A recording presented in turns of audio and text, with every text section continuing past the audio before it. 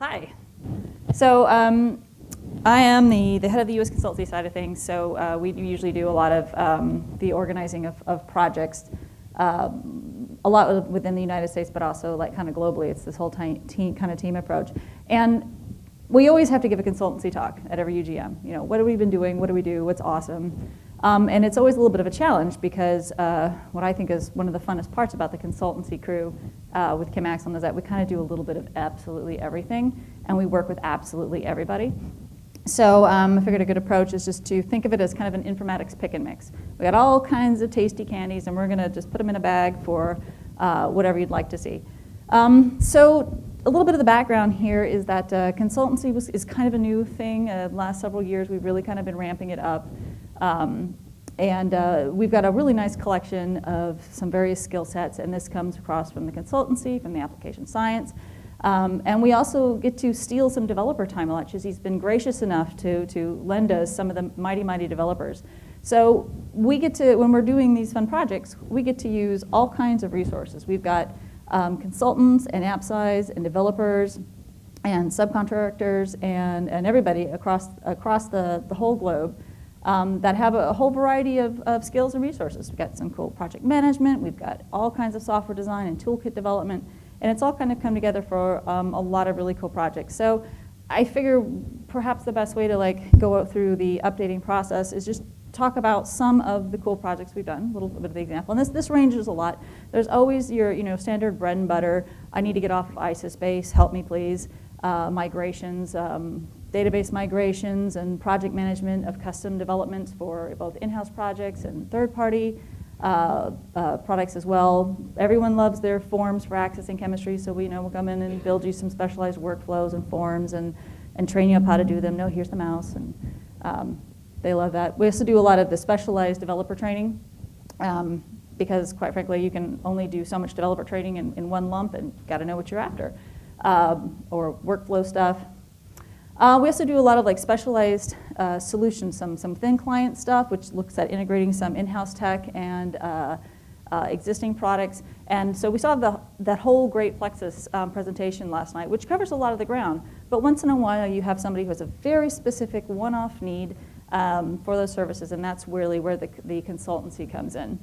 So as an example, DuPont needed a document-to-database portal. So we put together a system that would trawl their whole ELN, their stored documents, their PDFs, everything, and they wanted it on like a little slick web app based on our document-to-DB technology. And Daniel is in theory here, and he's the master of this. So if this looks interesting, by all means, hit him up for sure. So out of the box, we have just your kind of plain web interface for the document-to-DB, and so you can do your hope I don't turn this, there we go. So you can do your structure searching and your document searching and all these other great things that you can kind of query and put together, and up this pops. But we went through and kind of really customized this up for DuPont. So they've got their very specific requirements for looking through notebooks, for looking through documents, for doing the structure searches and how it comes back. And then they wanted this to be hot linked to jump to their ELN. So as you can see, I've kind of blown a little bit here, but this was a 2013 project, which was super fun, but it was a lot of customization. And this really laid some groundwork for some further work with them. We also did the NERD project, the Novartis Reactions Database, and Dr. Gregory's here with us today. And this was a bit of a fun challenge, because not only did they want to get off of ISIS, but they also said, we have a Cambridge Soft ELN, and lo, it is hard to use. Can we access this better? And we said, of course. So there was a database migration involved here. There was thin client design involved here. Web services sitting on top of everything. And what came out of it was this nice little thin client that you could do substructure searching for your reactions, and it would link into the reaction database. And this is blurred because it's all proprietary, but pretend it's really pretty. And specialized solvents, all kinds of really nifty searching mechanisms for pulling information out of the ELN, as well as some of the in-house data. And that was, again, that's because it's such a customized project. It's a one-off thing we did in consultancy. We also did, I hope everyone was paying attention, because yesterday Brett talked about the Spotfire integration. for GSK, which was also something that came out of consultancy. I'm going to steal your thunder a little bit here, but it was very straightforward. They're like, listen, we're going to maximize what we need out of Spotfire by simply having live structures and tooltips and some structural integration. And we're like, oh, sweet, we can do that. So we did. We've got SMILE strings here coming from live databases, and then the structures are rendered and selected. And so with just one little layer on top of Spotfire, you've now enabled it substantially with some sweet chemistry. And this is something that we're continuing to develop as a product. But like I said with the product, because like the Spotfire thing has turned into a product, consultancy is also kind of like a customized project incubator. We have a lot of things that start off as kind of one-offs or specialized projects for people, and then other people are like, oh, you did that? That sounds cool. Well, maybe we should productize that and actually sell it and support it and develop it and give it to the developers to actually do something with. So one of our examples, so everyone knows we got a compound reg because Brett told us about it yesterday. And our compound reg is a mighty, mighty beast. It is enterprise level, thousands of users, has customized business rules. It can handle all kinds of formulations and salts and solvents, and it's got an API, and but it sits on top of a database. You need IT. It's a beefy, beefy guy. And so we had some customers who came and said, we don't really need this all of this. We just want like a simple registration system. We said, oh, okay, well, let's make a mini reg. Let's make a mini registration system. And so we did this in consultancy, and it's very simple. There's no IT overhead. It just sits on top of Instant JChem. It handles chemistry, and it handles biology assays. And so we've got it all set up now so that you can register compounds, you can register assays. It's all customizable, aggregate things at the database level for assay handling. It's meant to be small. It's meant to be small to medium companies. It's not an enterprise solution, but people dig it. So we currently got about 10 customers who are using it, and we're further developing it, and it's going to some neat places. But again, that was just a one-off that grew in the consultancy group. We also do project management, large-scale project management. So we've had the good fortune to work with BMS and GSK on some of their monolithic projects. Once again, I swear we didn't plan this, but Brett yesterday talked about this IGC upgrade project that we've been going on. And it's been this very large, global, fun, sometimes difficult project. But we've been working through some really exciting new approaches to things. We had to make a new administrative tool for dev to prod rollovers, reporting tools, and so on. So we've got this ongoing relationship with GSK that's being managed out of consultancy. BMS, we've also been a part of, Dana talked about it yesterday, the IGC customization and the Plexus rollout with them for part of one of their large the DARE project. And that's been going on for about 2 years. And that's also being project managed out of consultancy, because we've kind of seen a little bit of everything, and so that way it really helps keep an overhead, even though the bulk of the work is being done by R&D and development and so on. But one of the things that they really wanted to talk about today, as a slightly deeper example of some of these things, is that consultancy has been a big part of large initiatives. So we've got the Open Innovation Drug Discovery with Eli Lilly that don't think we've talked about today. But I want to talk about IMI a little bit. So IMI is this European Innovative Medicines Initiative. And it's this really cool approach where the EU is trying to find novel leads, especially for drugs that have been ignored or are not as popular, but still need novel leads. So they came together, a lot of the EU members, and they said, okay, we've got this initiative. We want to try and recruit new leads from everyone we possibly can. How can we make this easy? How can we incentivize it? So they got together a number of projects. They're also using OpenFacts and eTalks. And they have a whole slew of people across the board who are participating in this initiative. We got loads of academic members, because quite frankly, they have some awesome leads. But we got to get them talking with some more of the actual industry people. So we've got kind of this whole global initiative. Well, technically it's global, but it's mostly EU based. And the idea here is that, all right, we want some novel compounds. We want to get all of y'all's novel compounds, and let's really see what we can do with them.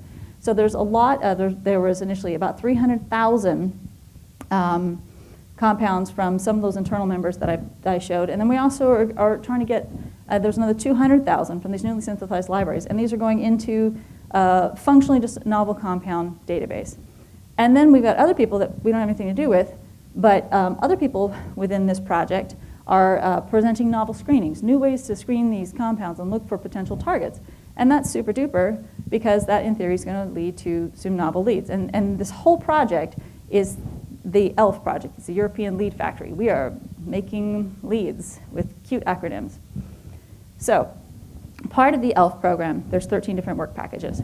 Assay development, those novel screenings, publication handling, information, all this good jazz. But ChemAxon is really focused on these two here.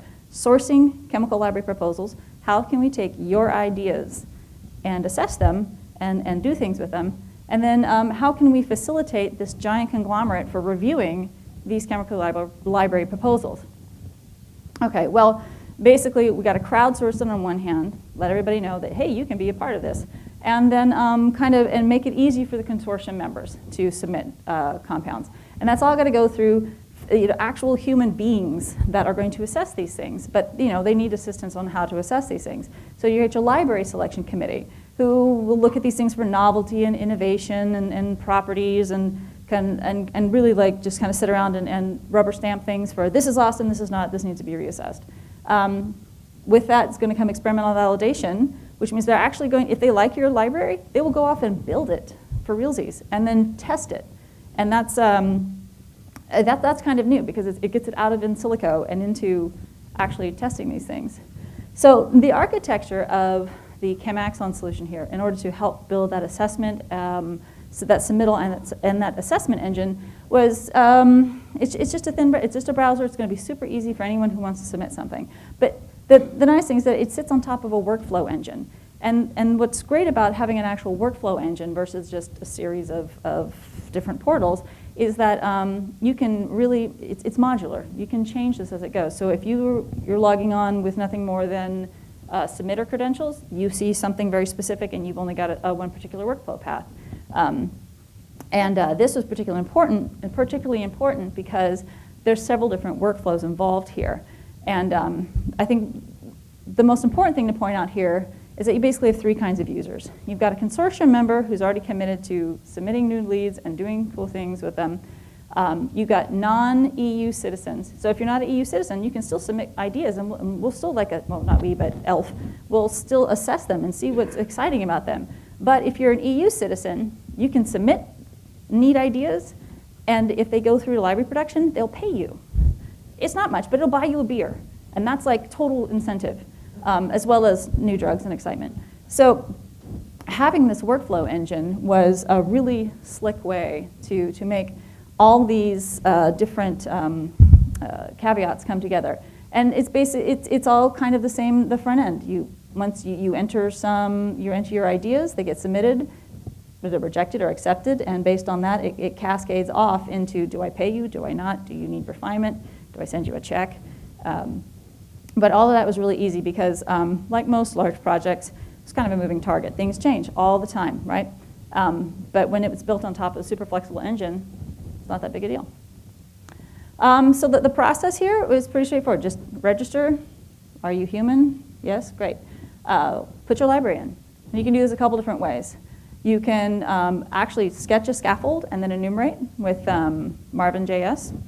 Or you can upload an SDF if you already have this stuff enumerated, or if you've got an MRV, and then you can further enumerate from Windows. So it's a nice little tool to do your enumerations kind of assessment in the engine itself, or upload from your own library. And at that point, you get all kinds of calculations and assessments here. And this is what's useful. This is like the self-filtering process. So rather than just have everybody submit a bunch of SDFs and hope for the best, we're going to have you submit your stuff, or your enumerations, and we're going to kind of give you a little bit of qualitative feedback on it right away. We're going to say, okay, well, what's do any of these already exist? So we got this 12 million compound reference set that comes from like eMolecules and Molport and a number of other places. And we say, okay, this 12 million collection is realistic realistic compounds. Maybe some of them are real, like actual drugs, but they're all realistic. So out of your library set, how many of them had a substructure similarity? How many of them were exactly duplicates? Because we're not interested in those. How many of them failed based on some initial cutoffs? And are any of them illegal drugs? And that's only run against the UK version out of Compliance Checker. But it's all based on the same kind of idea of Compliance Checker. You really don't want to be submitting things that are illegal. They frown upon that. And then you get some great histograms with some calculator predictions and some plugins. And so you yourself can look at this and say, no, I'm excited about this. I'm going to submit this. And once you are at the point where you're, go, take my compounds and let's see what they do, you click submit. And it no longer belongs to you.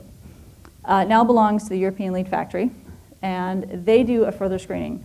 We mentioned yesterday we had this mad fast overlap technology to do some super duper fast comparisons. And they use this in ELF because what they want to do at this point is they want to take your library and they want to take our 12 million reference structures and they want to see the structural similarity in an all-encompassing comparison grid.